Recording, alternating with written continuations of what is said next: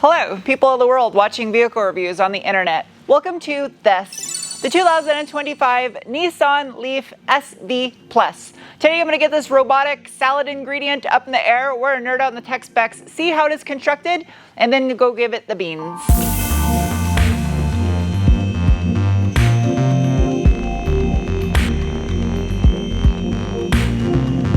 Well.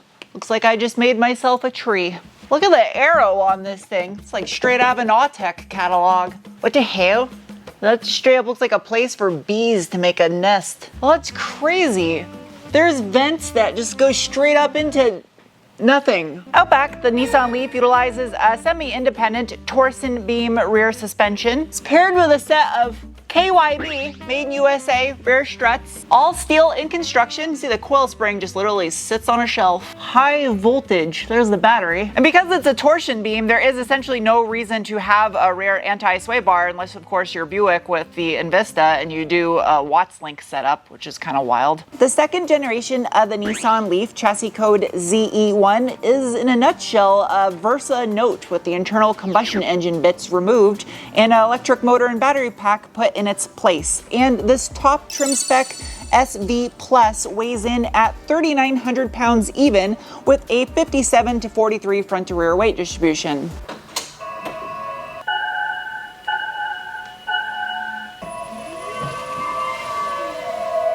Well, it's just a ton of plastic, thankfully not hairy cardboard underneath here. The battery is up above my head. Well, it says 5N-3. What was that, hair? What the hell is that?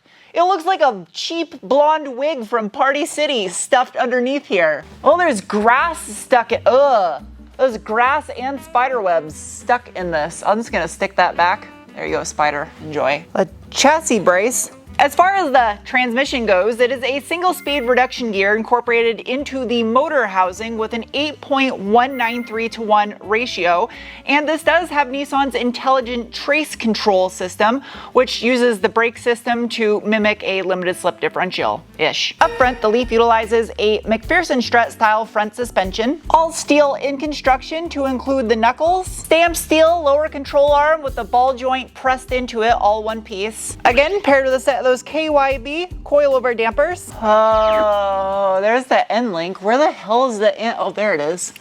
As far as the front anti-sway bar goes, it measures in at approximately 23 millimeter and change in diameter. Underbelly protection, durable. That seriously looks like something you'd go sledding in the winter with. There's some vents in the back. You can see the motor right there. All right, time for the braking test. Nothing behind me. Ready, sets, and go. Okay, wow.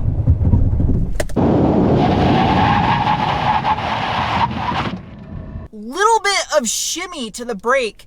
Veered a hair to the side but corrected itself. Pretty aggressive braking on this. Normal to the smidge of the above normal stopping distance. That braking was just made possible thanks to a 2-piston front caliper and a 282 millimeter or 11.1 inch front rotor. The wheels, they are a 17 by 6.5 with a positive 45 millimeter offset Kalink made in Korea alloy, wrapped in a set of two 15-50 17-inch Michelin Energy Saver tires. Up until today, I had never heard of Kalink, but I can say that I'm obsessed with these wheels, and I think these would look good on something boxy from the late 80s, early 90s. Plastic inner fender liners, incandescent fog lamps. The front lip is painted gunmetal. The Nissan hamburger bun illuminates on this thing. It's kind of neat. It's got a front-facing cam and some hieroglyphic-looking things underneath this clear cover. Hairy cardboard rear inner fender. Out back, you go down to a single piston caliper, but up to a 292 millimeter or 11.5 inch rear rotor, thanks to the inner parking brake drum. And the wheel and tire, same size as you get up front.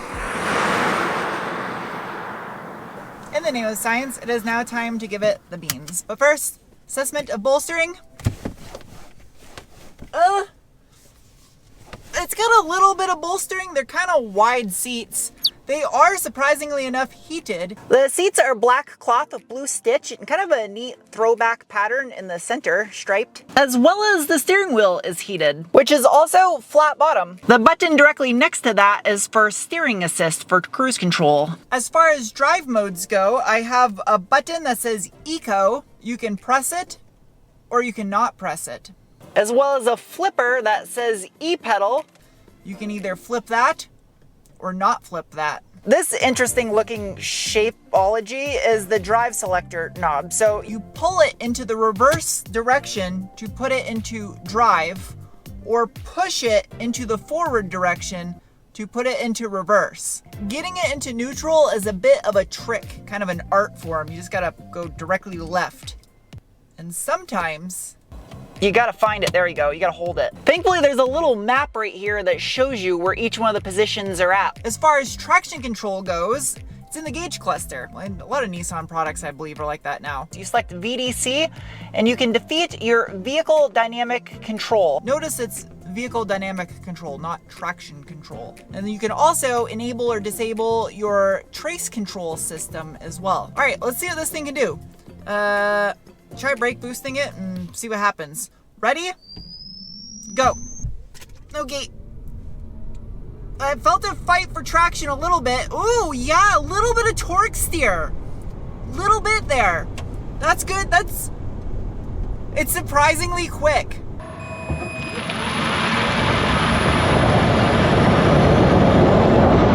This is a surprisingly quick car. You would not expect that out of a Leaf. Pop hood. That's a weird sounding hood pop. That's a pretty heavy hood for being so little. Oh, it's thick, that's why. No hood struts. Underneath the hood of the 2025 Nissan Leaf is the EM57, which is a water-cooled 3-phase AC synchronous electric motor that produces 214 horsepower and 250 pound-feet of torque from 800 to 4,000 RPM. Is this plastic? It is plastic. Is it removable like an internal combustion engine? It is. Oh, neat. Traditional 12-volt battery for the accessories, electronic brake booster because robot. There is your coolant expansion chamber for the liquid cooling system. Also a plethora of additional refrigerant lines to make sure not only you, but the battery maintains optimal operating temp. Whew, what is this? It's like a chassis brace going between the two front frame rails. Digging in a little bit deeper is not like it is on internal combustion engine.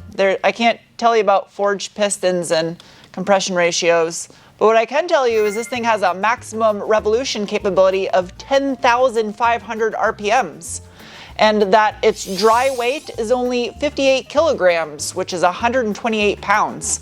It's pretty light, and you could also stuff a Nissan Versa drivetrain under the hood here.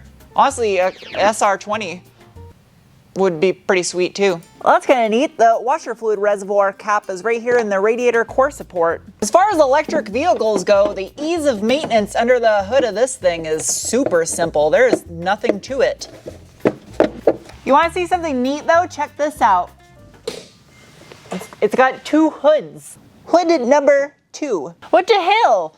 This gets a light, but the real hood doesn't. That's not fair.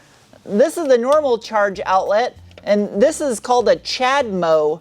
I had never heard of a CHAdeMO until today. It's interesting looking.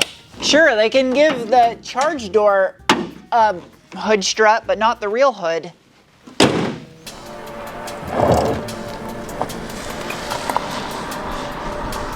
And beans. Oh, it chirped the tires a little bit. A lot of torque steer too. It's got a little bit of character to it. A little bit of spice. It's like a little bit of a tobacco leaf. That's what this is. Unintended side effect of reviewing this is I now want to look at used Versa notes as a potential candidate to swap and build into a little hot hatch. It doesn't handle too bad. Considering how much it weighs, it's not bad. It carries its 3,900 pounds well, which is weird to say. It's amazing that this small of a car weighs that much. Especially considering it's a torsion beam rear end too. Torsion beam rear ends are interesting because if it's done right, it can give a car a lot of character and make it playful. If it's done wrong, it can make it prone to wanting to snap oversteer and feel a little sketchy. The dampening in this suspension, it's not really performance oriented. It's smooth. It's not bad though. It really isn't. It gives it enough shimmy and squirm to make it enjoyable to chuck through corners. I feel sometimes the cars that don't have performance suspension on them make them more enjoyable to drive. Now mid-corner right there was a bump, and that's where I could feel the weight. When you hit that in a corner, it upsets it and shifts it off a little bit towards the outside of the corner. It's a lot like the Versa. I thought the Versa was an absolute blast to drive on this road, and overall I thought the Versa was a ton of fun to drive. Just driving cheap cars fast is enjoyable, and this is very similar to the Versa in that aspect. I feel the hatchback body configuration would be the way to go. I'm so sad that they discontinued the Versa Note. I know there's a lot of people that follow my channel and watch my car reviews because of my project car builds and aren't really huge fans of electric cars subsequently.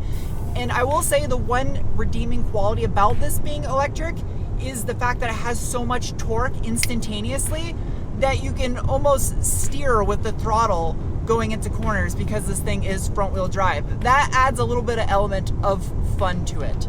Unfortunately, it does not allow you to fully defeat the traction control though.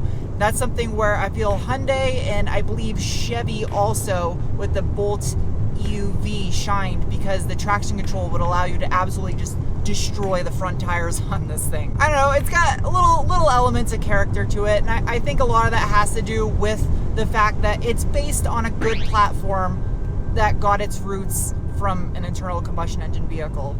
And there's little elements of disconnect between the former drivetrain and this drivetrain that give it that little bit of character. Allow me to open up the P-Pod.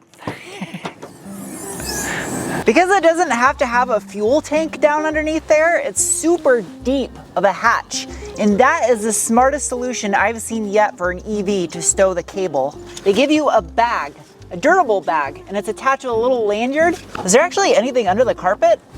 Ah, another carpet. It's carpetception. Underneath that is nothingness and some jute. A little incandescent bulb. What are these vents for?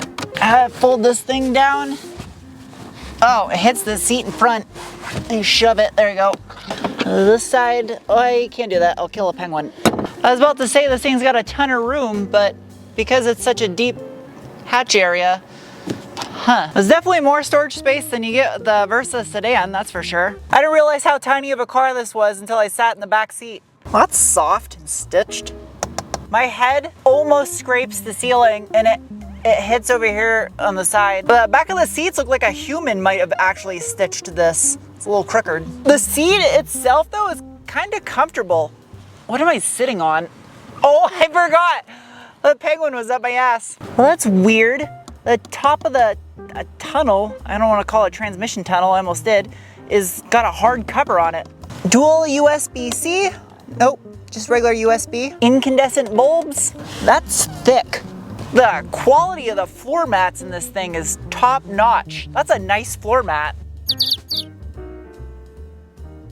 If there was an award for the weirdest shaped window in a vehicle, it would go to the Nissan Leaf. The dashboard has this little kaleidoscope looking robot tree bark. Center console, it's shaped like a steak. It's a hole, you can stick some stuff in it. Electronic parking brake. There's a slot to stick a smartphone. It's not a wireless charger though. Only the driver window is automatic. You have to hold for the rest of them. It does have automatic climate control. As far as the infotainment system goes, it's fairly simple, straight to the point. It doesn't really do a lot. It does have navigation, except the navigation map looks identical graphic-wise to the navigation that I had in my 2003 Nissan 350Z. There's also a neat feature built into the navigation system where it'll highlight where the peak of your current range will allow you to drive to by shading it differently. SV Plus has a somewhat upgraded sound system with 2 extra speakers, and I will definitely recommend in here there's a bass enhancer don't use this. It distorts massively if you have it turned on. Other than that, the sound system itself, it sounds fine at normal volume levels, but if you crank it, it gets kind of muddy and distorts. It does have a 360-degree camera system, and there's even one to monitor curbs in case you want to park far away from everyone. I will give them some credit that this thing is chock full of all kinds of safety robot nanny features to keep you safe on the road. A couple of months ago, I recently reviewed the new Fiat 500e.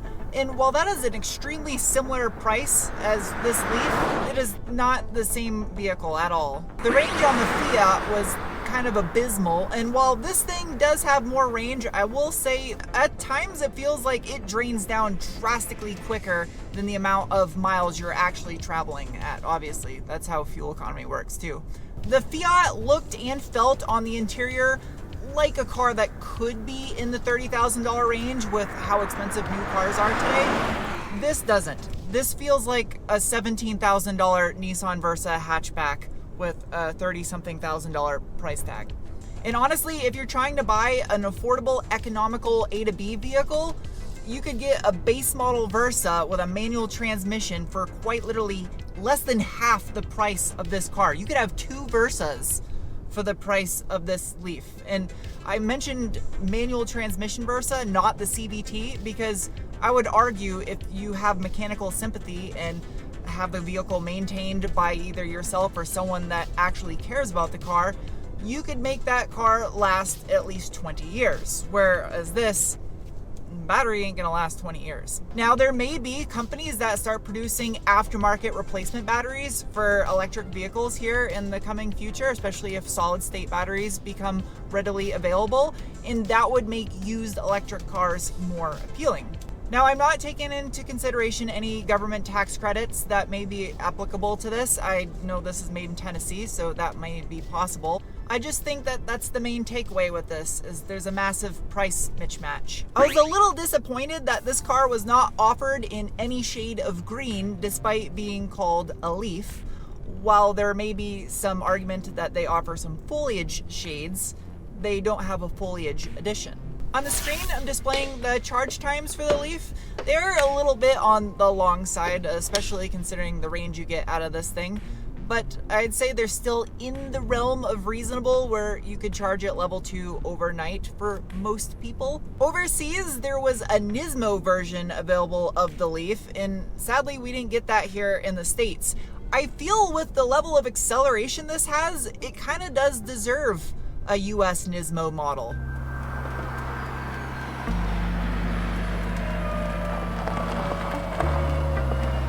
It is now time to give this Leaf some score, starting with the bean score, the assessment of the feeling you get in your gut when you give it the beans. And the Leaf gets a rating of. Next is the cookie score, the assessment of value. And as this one is equipped, spec'd out at $37,000 and change, it gets a rating of. Next is the wrench score, the assessment of ease of maintenance, and it gets a rating of. I think this is probably at the top for ease of maintainability from what I've seen on an electric car thus far. And following that is the squid score, the assessment of handling, and it gets a rating of. Lastly is the penguin score, the assessment on how much I personally like a vehicle, and the Leaf earns a rating of. It's a good little toaster. That's all I'll say. I'll see you soon with another video. Bye.